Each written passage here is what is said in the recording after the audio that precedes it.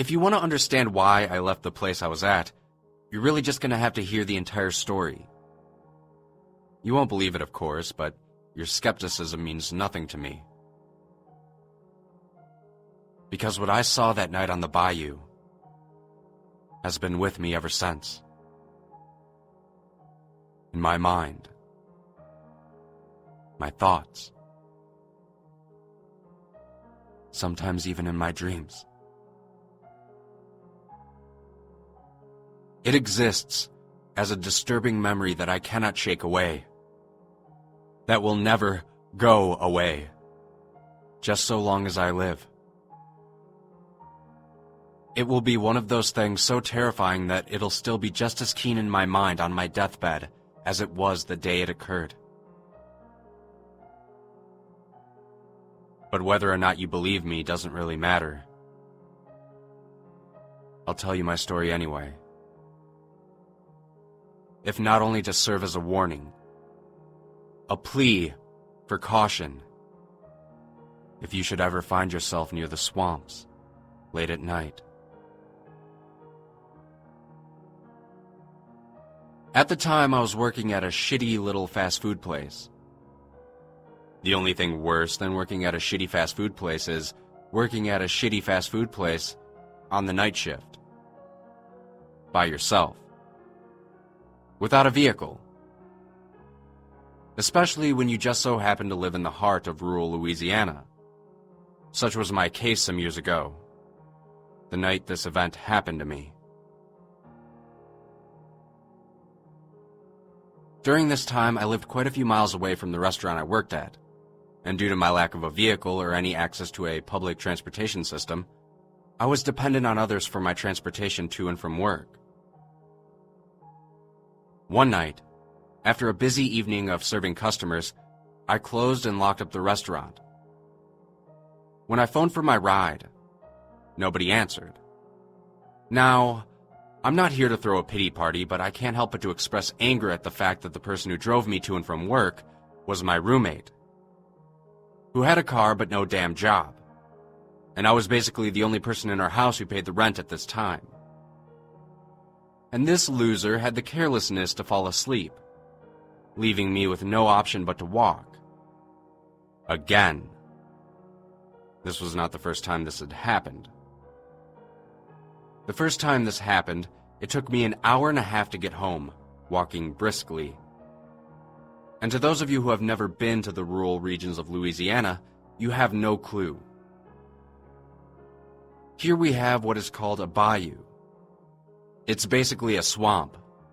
Thick, murky, moist, frog-laden, mosquito-swarming, gator-infested, foul-smelling swamp, with thick, tall grass, cattails, cypress trees, and heaves upon heaves of pond scum. And I just so happened to live on the bayou, all the way down a long dirt road with hardly any streetlights and thick swamp on both sides of the road. There are no side roads, and the houses down this street are separated sometimes by more than a quarter-mile apart. It's not merely spooky walking down this road at night. It's absolutely terrifying. You hear sounds, both real and imagined, coming from the bayou. Chirping, croaking, howling, grunting animals. The rustling of leaves and branches in the canopy of the cypress trees, and the splashing water from underneath them. That's the worst. You can hear the sound of something lurking nearby abruptly dunk under the water. It could be a turtle, a snake, or an alligator. You never know. You just keep walking, with your teeth and hands clenched tight, hoping nothing crawls through the tall grass next to you and onto the road. Or, even worse than the subtle dunking sounds, the sudden splashes that happen when you're walking and you scare a toad or a frog and it jumps into the water. The sound is enough to scare you half to death as you begin a running spree that lasts about 3 seconds before you realize what it was. And then you're left, with your heart pounding so hard that the sound of your blood gushing in your temples scares you just as much. These are the types of things that happen when you're in the bayou.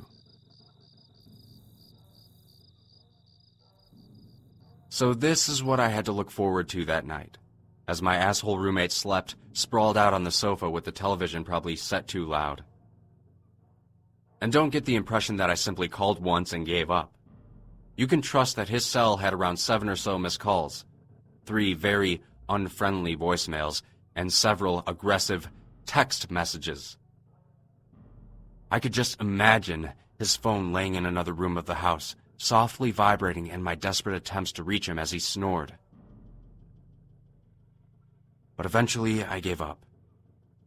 And having just about no other friends to contact in the area as a recourse, I stopped by the nearby gas station, purchased an energy drink, and began my trek back home. Now, you must understand, the first 30 or so minutes of my walk isn't that bad.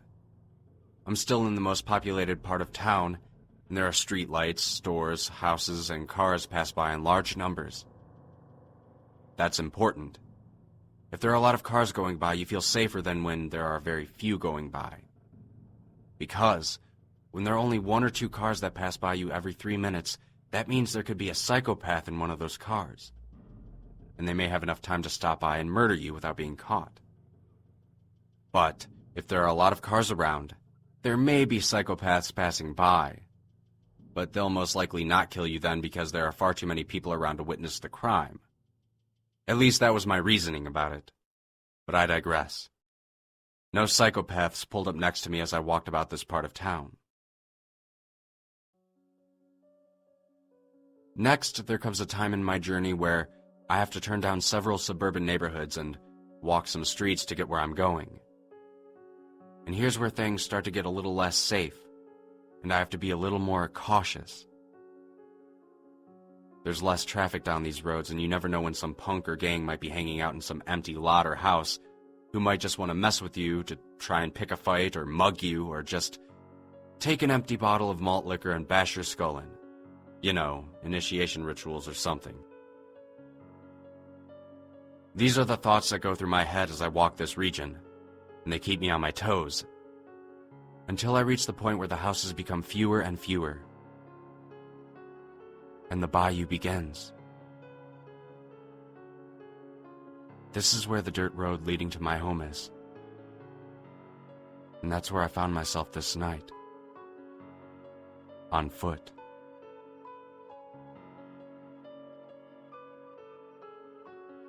I look down the narrow road.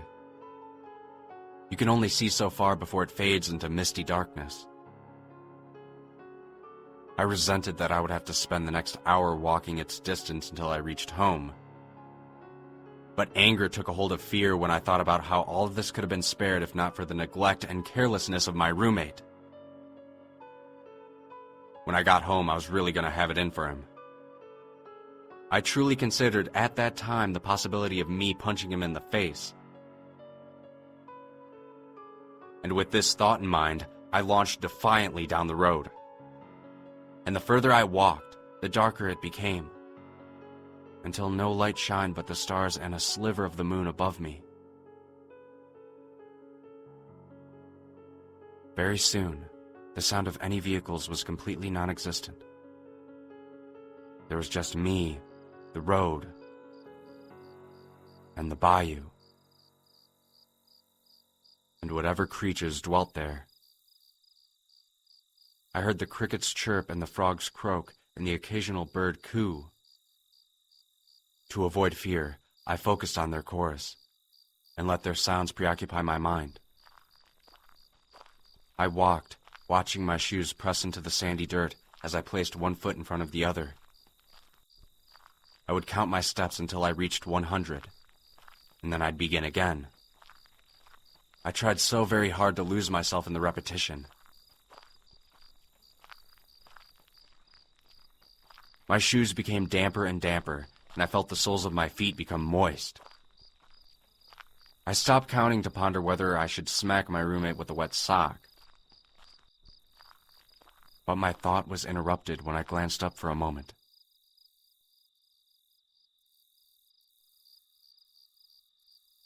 and I saw that I was not alone on this road. A sharp panic seized my heart, and I became very, very nervous. A long distance up ahead of me, I could discern the soft silhouette of a figure. It was so far away that I couldn't tell whether it was moving to or from my direction. I froze, and I could feel the blood gushing in my temples again. What were the chances of there being some malicious punk wandering the street at night looking to rob me or pick a fight? This was the reassuring thought I had as I tried to convince myself that I was safe. I tried to keep calm, to not let my nerves get the best of me. I mean, whoever this was probably just as frightened of the prospects of me as I was of them. If they had already detected me, that is. I didn't know what to do. Run? There was only two directions. Continue walking. But what were the risks? As I stood there, I saw that the figure was indeed moving in my direction, and its form becoming more defined. This was the time I began to notice how awkward it was moving.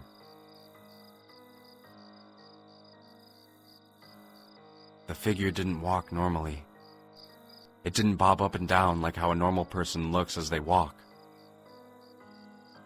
What was coming towards me, it would seem from my perspective, moved in short, quick, jerking movements.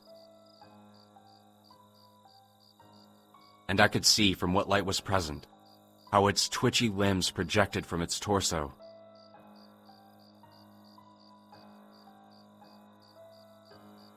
And how it was growing closer. How its head stuck out from a neck that was far too longer than any human's neck should be. How, at this time, I could now faintly hear noises that it seemed to make. The sounds of suckling, wheezing, gasping. How it was moving quicker. How its face lifted, and I could see its eyes glare like glowing yellow beads. And how these beady, wide eyes locked onto mine, staring at me. And how it stopped. And how we were both there, motionless, yards away, looking at each other. And how it let out the most ungodly, inhuman screech I ever heard, like a pig being gutted. It squealed violently, and the sound resonated throughout the entire bayou, and the chirping and croaking of crickets and frogs stopped. Everything stopped.